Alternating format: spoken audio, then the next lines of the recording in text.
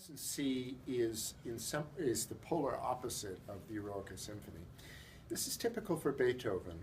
He often had many pieces on his desk at once. Famously, he composed the Fifth and the Sixth Symphonies at the same time and premiered them at the same time. The Fifth being this stormy vision of fate, and the Sixth, the very bucolic, nature-based pastoral symphony, seeming to be polar opposites.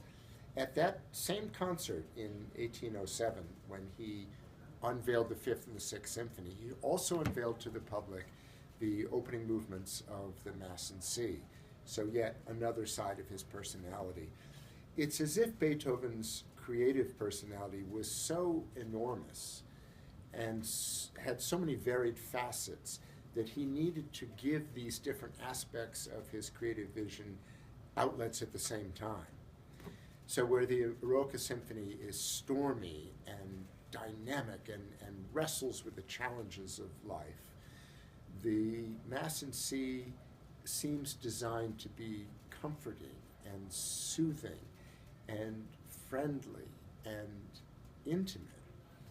It begins in completely opposite way to the Eroica. The Eroica begins with two hammer blows, two punches, as if to wake us up to this new world that he's created, and perhaps to say, pay attention to me, it's a new era now. We'll put the past in the past and we'll launch this new era of which I am commander.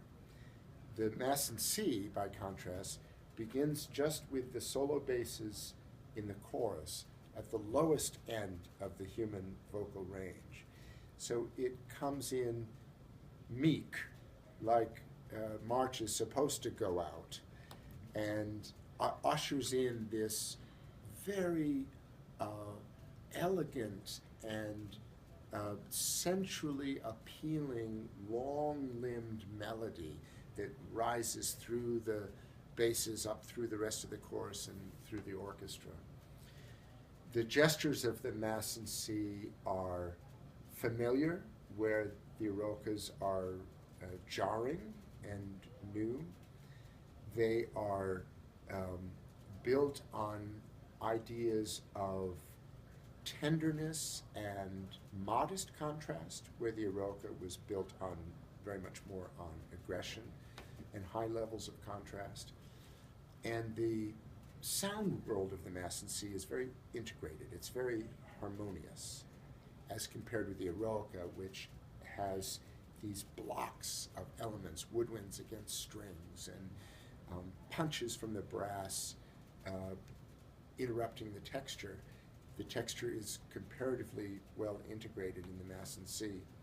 And an example of this is the fact that the four soloists, who are each individual soloist, soprano, alto, tenor, and bass, and function as such, also, for much of the Mass, form a miniature chorus.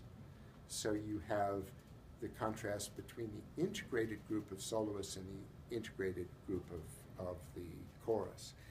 And it allows Beethoven to create contrast between the big and the small group while maintaining a high degree of continuity or homogeneity to the sound.